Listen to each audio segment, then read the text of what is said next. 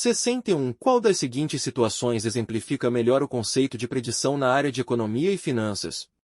A. Investir em ações de uma empresa com base na análise de seu desempenho financeiro passado. B. Fazer uma previsão sobre o crescimento do PIB de um país no próximo trimestre. C. Decidir quanto dinheiro gastar em compras durante uma promoção de fim de semana. D. Escolher entre investir em um fundo mútuo de ações ou em um fundo de títulos. E. Tomar empréstimo para iniciar um novo negócio com base na análise das tendências do mercado. Resposta. B. Fazer uma previsão sobre o crescimento do PIB de um país no próximo trimestre. Esta opção exemplifica melhor o conceito de predição, pois envolve a utilização de dados e análises para fazer uma estimativa sobre um evento futuro, neste caso, o crescimento econômico de um país. As outras opções envolvem mais decisões financeiras baseadas em informações passadas ou atuais.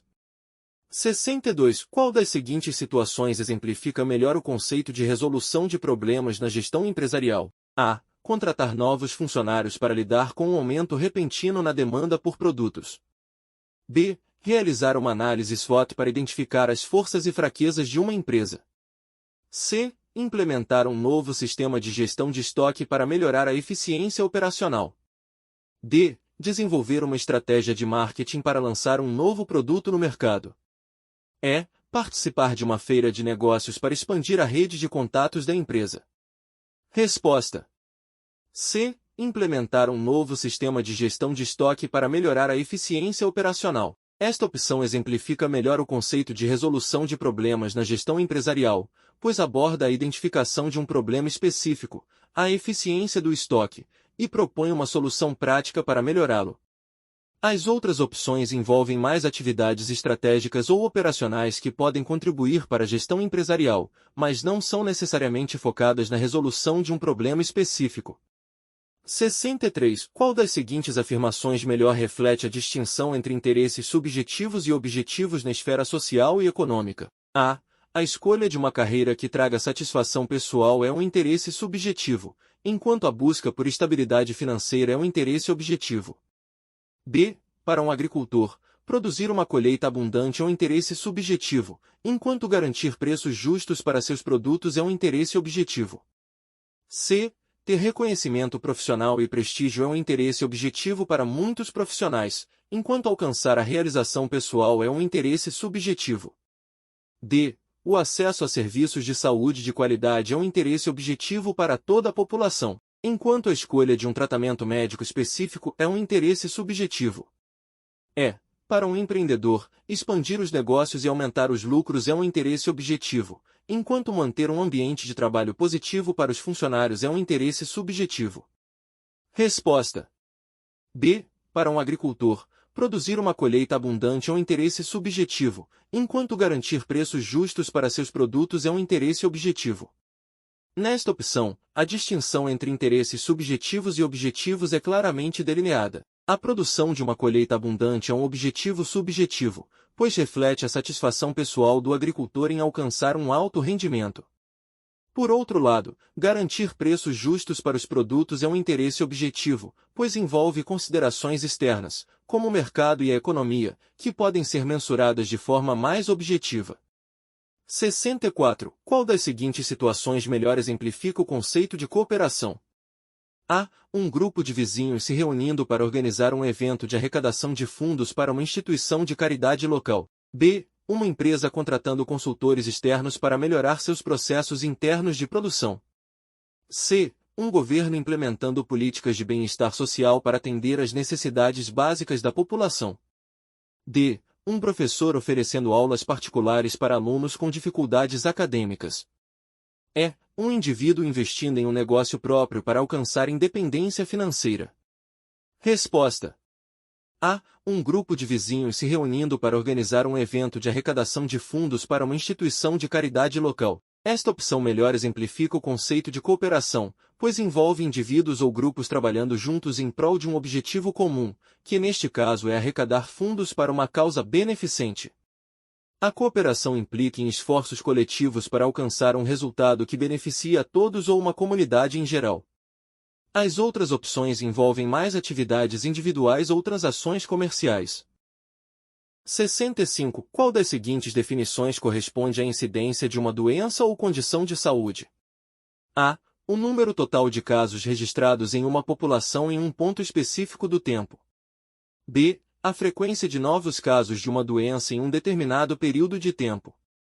C. O número de casos somados aos antigos casos de uma doença em um ponto específico do tempo. D.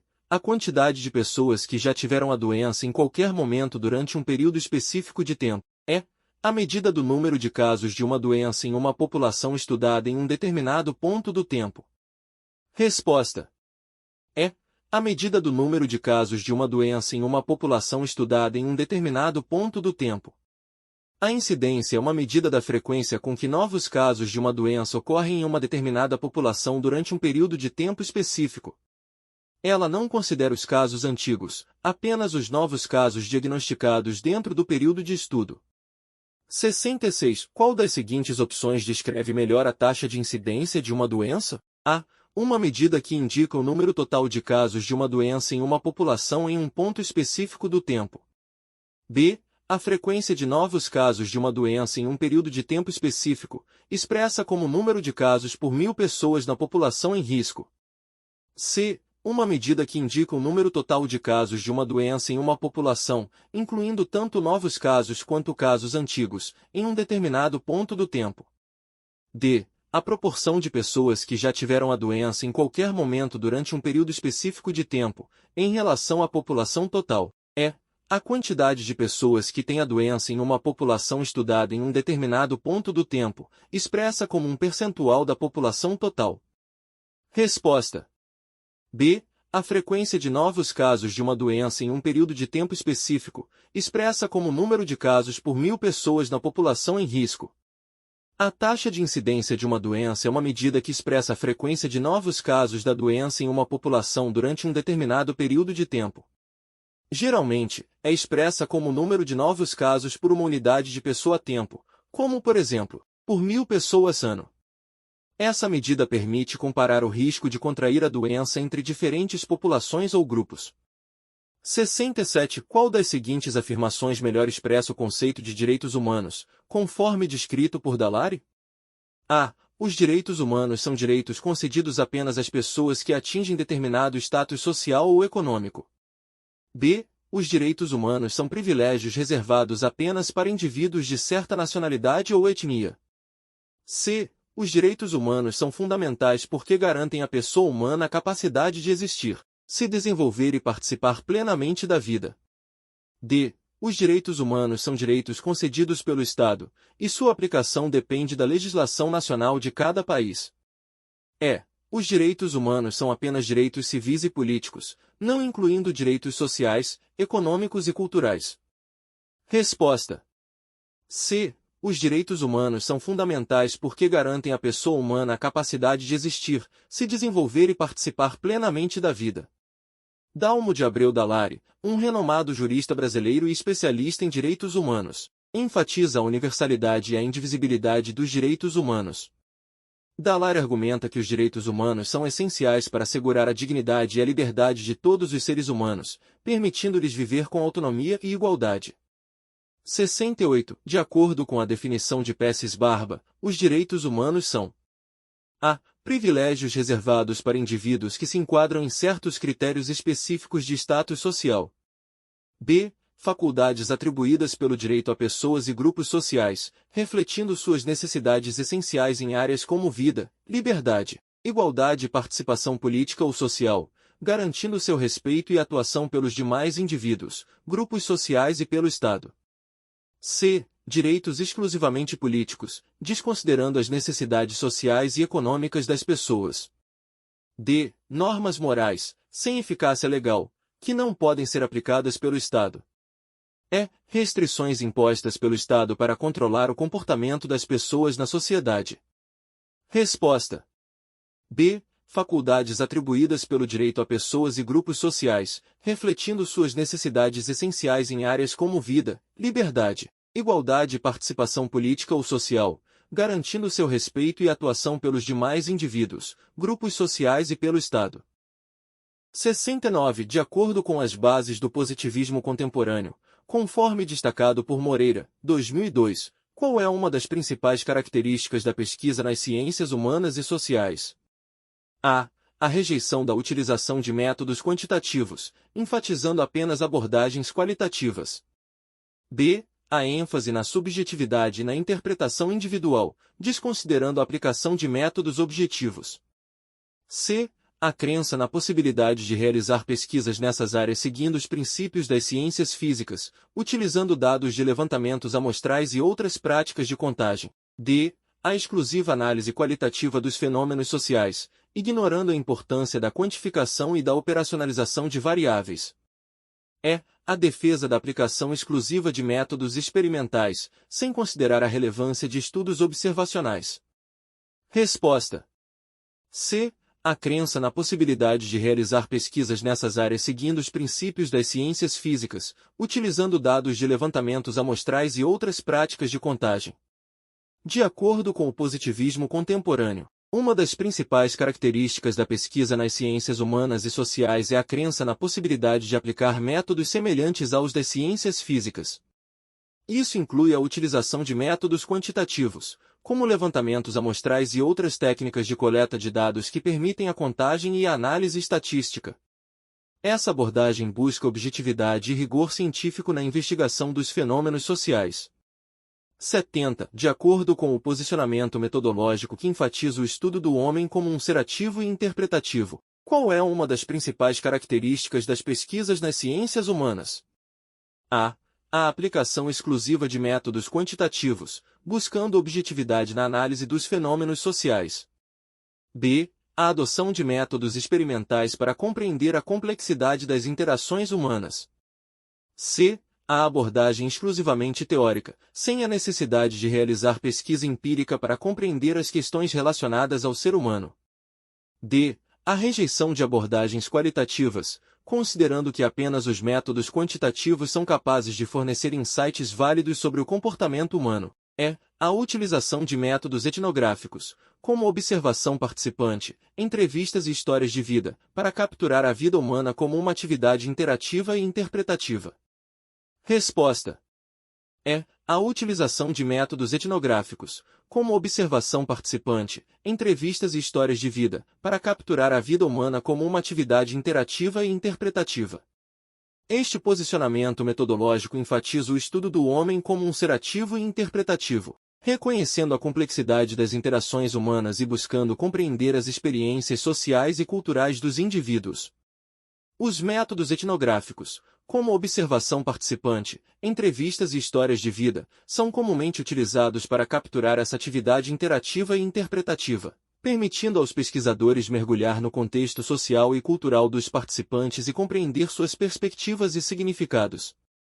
71. Qual das seguintes afirmações melhor distingue entre política e política pública? A. A política refere-se a um conjunto de procedimentos formais e informais que expressam relações de poder, enquanto políticas públicas são soluções ou ações específicas destinadas à resolução pacífica de conflitos sobre bens públicos. B. Política pública abrange todas as questões relacionadas ao governo, enquanto política se refere apenas aos aspectos formais da tomada de decisões políticas. C. Política é um termo genérico que engloba todos os processos políticos, enquanto política pública se refere apenas às ações do governo relacionadas ao setor público. D. Política pública é um termo mais abrangente que inclui todas as formas de atividades políticas, enquanto política se concentra apenas nas estratégias de governança. E. Política e política pública são termos intercambiáveis e podem ser usados de forma intercambiável para se referir à tomada de decisões políticas em qualquer nível. Resposta. A. A política refere-se a um conjunto de procedimentos formais e informais que expressam relações de poder, enquanto políticas públicas são soluções ou ações específicas destinadas à resolução pacífica de conflitos sobre bens públicos. Essa afirmação melhor distingue entre política e política pública ao destacar que a política se refere aos processos políticos em geral, incluindo procedimentos formais e informais que expressam relações de poder, enquanto políticas públicas são medidas específicas adotadas pelo governo para resolver problemas ou questões relacionadas aos bens públicos, como educação, saúde, meio ambiente, entre outros. Enquanto a política é mais ampla e abrange os processos políticos em geral, as políticas públicas são implementações específicas derivadas desses processos. 72. Quais são os principais instrumentos que compõem as políticas públicas? A. Planejamento, execução, monitoramento e avaliação. B. Planejamento, execução, supervisão e análise. C. Planejamento, implementação, avaliação e feedback. D. Estratégia, implementação, supervisão e feedback. E. Planejamento, implementação, monitoramento e recapitulação. Resposta. A. Planejamento, execução, monitoramento e avaliação. Os principais instrumentos que compõem as políticas públicas são o planejamento, que envolve a definição de objetivos e estratégias para lidar com determinadas questões, a execução, que consiste na implementação das ações planejadas, o monitoramento, que acompanha e avalia o progresso e os resultados das políticas em relação aos objetivos estabelecidos, e a avaliação, que analisa criticamente o desempenho das políticas e seus impactos, fornecendo feedback para futuras decisões e ajustes. 73. Qual das seguintes afirmações melhor descreve a divisão e coordenação de poderes na República Federativa do Brasil? A. A divisão de poderes assegura que todos os poderes do Estado sejam concentrados em um único órgão para garantir a eficiência governamental. B. A coordenação de poderes implica que os órgãos estatais não precisam interagir entre si, funcionando de maneira completamente independente. C. A divisão de poderes é um princípio que separa as funções estatais entre diferentes órgãos, enquanto a coordenação de poderes garante o equilíbrio e a interação eficiente entre esses órgãos. D. A coordenação de poderes é responsável por eliminar qualquer forma de supervisão entre os diferentes órgãos estatais, promovendo a autonomia total de cada um. E. A divisão de poderes refere-se apenas à separação entre o poder executivo e legislativo, sem considerar o poder judiciário. Resposta. C. A divisão de poderes é um princípio que separa as funções estatais entre diferentes órgãos, enquanto a coordenação de poderes garante o equilíbrio e a interação eficiente entre esses órgãos. Esta afirmação melhor descreve a divisão e coordenação de poderes na República Federativa do Brasil. O princípio da divisão de poderes separa as funções do Estado entre o poder executivo, o poder legislativo e o poder judiciário, cada um com suas próprias responsabilidades e competências. A coordenação de poderes, por sua vez, assegura que esses órgãos interajam de forma equilibrada e eficiente, mantendo um sistema de freios e contrapesos, checks and balances, para evitar abusos de poder e garantir o funcionamento harmonioso do governo. 74. Qual das seguintes afirmações sobre a divisão de poderes, conforme proposta por Montesquieu, está correta? A. O poder legislativo é responsável por executar as leis aprovadas pelo Executivo. B. O Poder Executivo tem a função de interpretar as leis e garantir sua aplicação justa e imparcial. C. O Poder Judiciário é responsável pela elaboração e aprovação das leis. D. A divisão de poderes evita a concentração de poder ao distribuir as funções estatais entre o Legislativo, o Executivo e o Judiciário, cada um com funções específicas e distintas. E. No Brasil, o Poder Executivo é bicameral, composto pela Câmara dos Deputados e pelo Senado Federal. Resposta. D. A divisão de poderes evita a concentração de poder ao distribuir as funções estatais entre o Legislativo, o Executivo e o Judiciário, cada um com funções específicas e distintas. Esta afirmação está correta conforme a proposta de Montesquieu.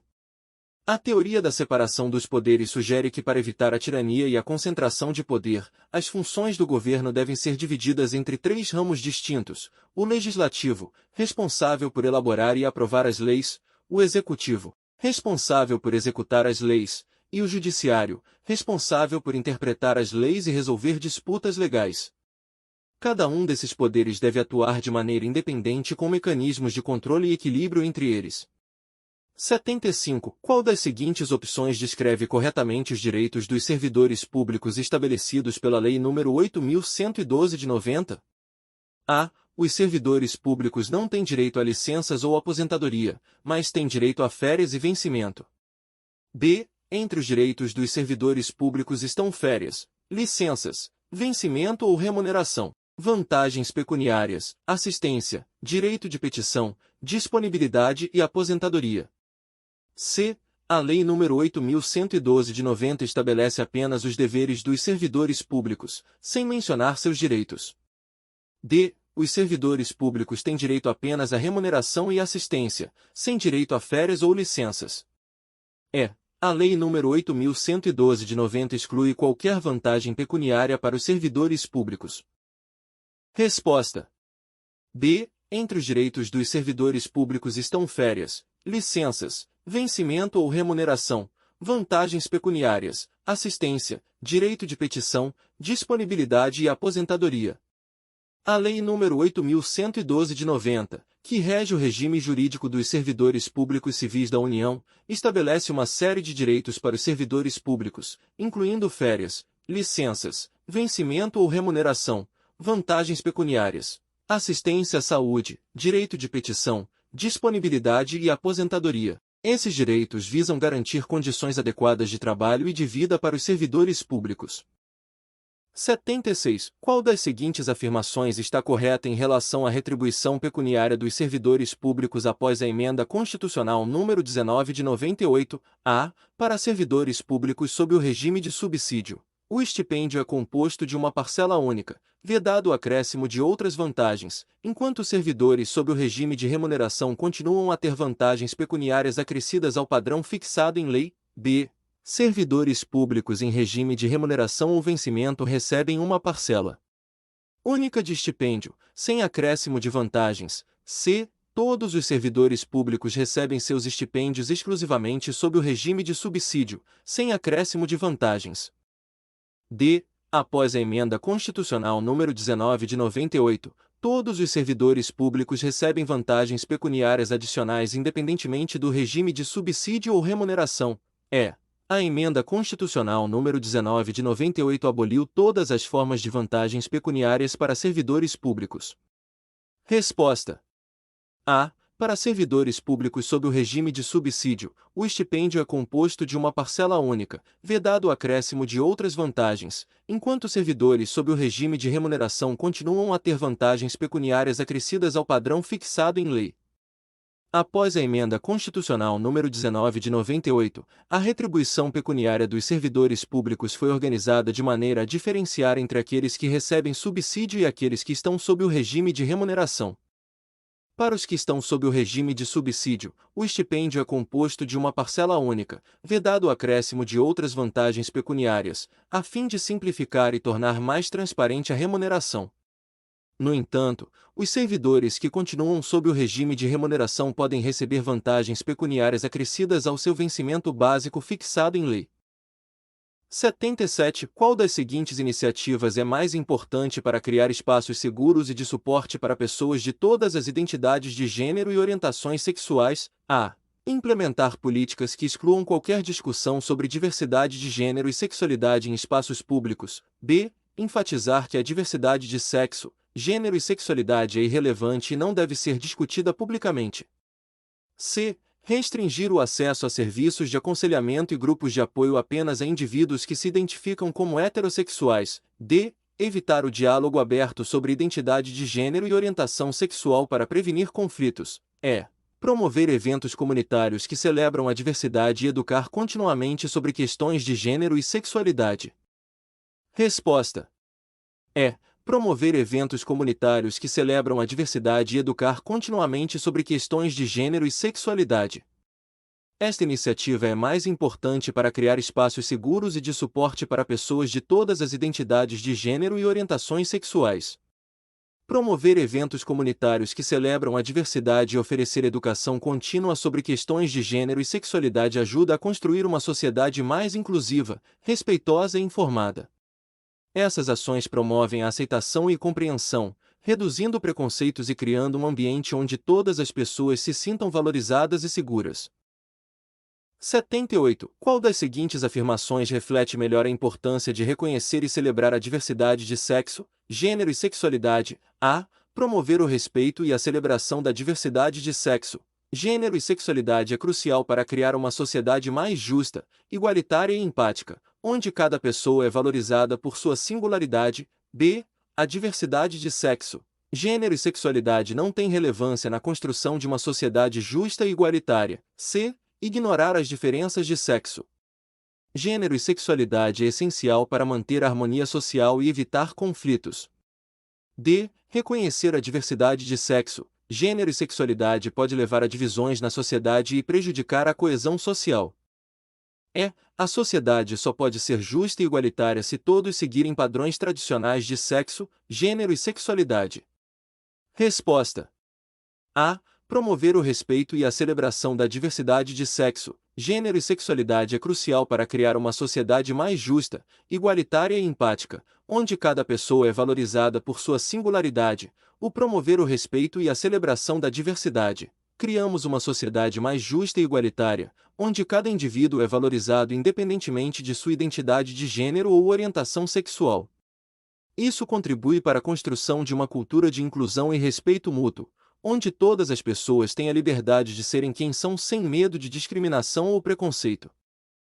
79. Qual é o princípio que determina que a atividade administrativa deve ser realizada com presteza, perfeição e rendimento funcional, buscando evitar atuações amadorísticas? A. Princípio da legalidade. B. Princípio da moralidade. C. Princípio da publicidade. D. Princípio da eficiência. E. Princípio da impessoalidade.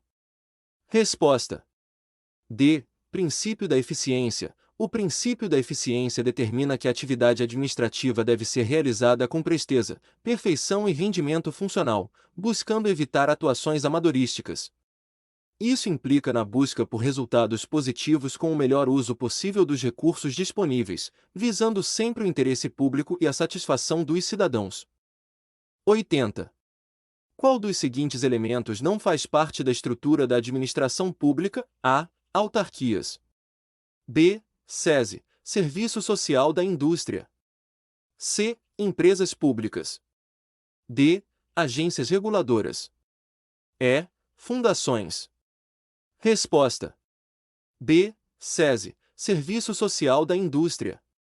O SESI, Serviço Social da Indústria, não faz parte da estrutura da administração pública. Ele é uma entidade privada sem fins lucrativos, que atua no âmbito da responsabilidade social das empresas, oferecendo serviços nas áreas de saúde, educação, lazer, cultura e qualidade de vida para os trabalhadores da indústria e seus dependentes.